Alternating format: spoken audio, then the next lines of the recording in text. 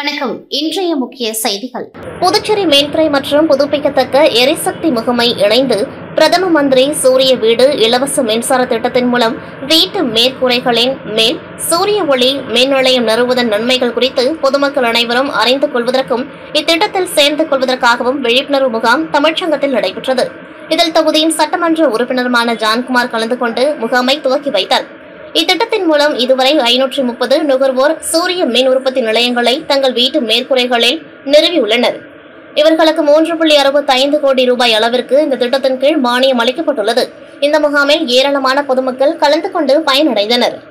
புதுச்சேரி ஜிப்மர் மருத்துவமனை இயக்குநராக பதவி வகித்து வந்த ராகேஷ் அகர்வால் வயது மூப்பு காரணமாக ஓய்வு பெற்றதை அடுத்து இடைக்கால இயக்குநராக கௌதம் ராய் நியமிக்கப்பட்ட நிலையில் நேற்றுடன் அவரும் பணி ஓய்வு பெற்றதால் புதிய இயக்குநராக டாக்டர் வீர் சிங் நெகியை மத்திய அரசு நியமனம் செய்து உத்தரவு பிறப்பித்ததை அடுத்து புதிய இயக்குநர் பதவியேற்பு விழா இன்று ஜிப்மர் நிர்வாக வளாகத்தில் உள்ள இயக்குநர் அலுவலகத்தில் நடைபெற்றது. இதில் புதுச்சேரி ஜிப்மர் மருத்துவமனை இயக்குநராக டாக்டர் வீர் சிங் நெகி பதவியேற்றுக் கொண்டார். அவருக்கு ஜிப்மர் மருத்துவமனை மூத்த தொழில்நுட்ப அதிகாரி பிரபாகரன் மற்றும் ஜிப்மர் மருத்துவமனை மருத்துவர்கள், செவிலியர்கள், நிர்வாக அதிகாரிகள், ஊழியர்கள், ஜிப்மர் தொழிற்சங்க தலைவர்கள், சங்க இயக்குநர்கள் உள்ளிட்ட பலர் வாழ்த்து தெரிவித்தனர். புதுச்சேரி மாநிலம் ஏனாம் பிராந்தியத்தில் காலை 9 மணி வரை மூடுபனி காரணமாக வாகன ஓட்டிகள் முகப்பு விளக்கு எரியவிட்டு சென்றனர்.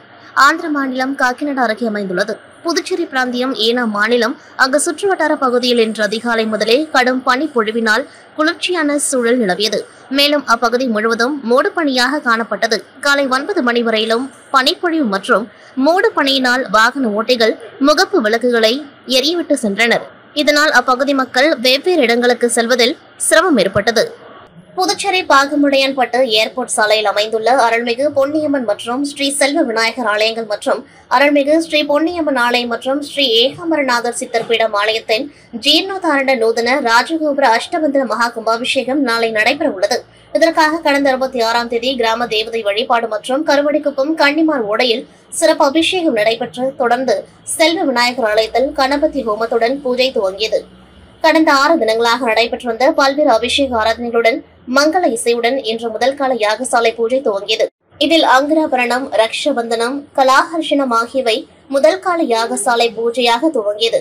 இதில் கும்பாபிஷேக விழா குழு கமிட்டியினர், ஆலய நிர்வாகிகள், ஊர் பொதுமக்கள், இளைஞர்கள் என அனைவரும் திரளாக கலந்து கொண்டார்கள். புதுச்சேரி முதலமைச்சர் ரங்கசாமி மத்திய அரசு தாக்கல் செய்துள்ள பட்ஜெட் குறித்து அறிக்கை ஒன்றை வெளியிட்டுள்ளார்.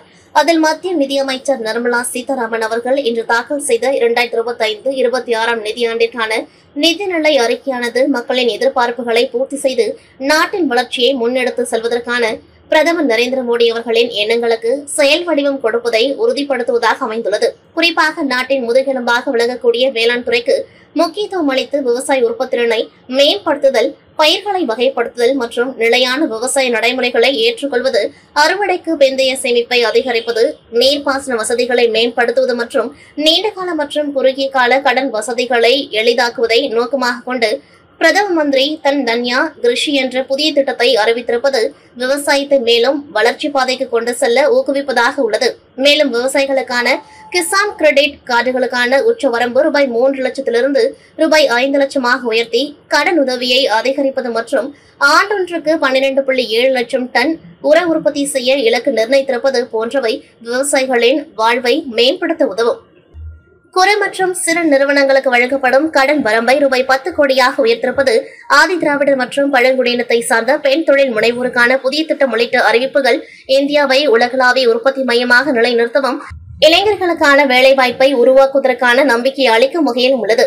கிராமப்புறங்களில் உள்ள அனைத்து அரசு மேல்நிலைப் பள்ளிகள் மற்றும் ஆரம்ப சுகாதார மையங்களும் இணைய வசதி மற்றும் ரூபாய் 500 கோடி செலவில் கல்விக்கான செயற்கை நுண்ணறிவு மையம் அமைத்தல் போன்றவை இந்தியாவில் கல்வி மற்றும் மருத்துவத்தை டிஜிட்டல் முறைக்கு கொண்டு செல்ல வழிவகுக்கும். 5 ஆண்டுகளில் 75,000 மருத்துவ இடங்களை சேர்க்கும் இலக்கை நோக்கி வரும் ஆண்டில் மருத்துவக் கல்லூரிகளில் கூடுதலாக 10,000 இடங்கள் சேர்த்தல், அனைத்து மாவட்ட மருத்துவமனைகளிலும் பகல் நேர புற்றுநோய் மையங்கள் அமைத்தல் மற்றும் 2025-26ஆம் ஆண்டில் 200 புற்றுநோய் சிகிச்சை மையங்கள் அமைத்தல் போன்ற அறிவிப்புகள் இந்திய சுகாதாரத்தை மேம்படுத்தும் நடவடிக்கைகளில் முக்கியத்துவம் வாய்ந்ததாக உள்ளது.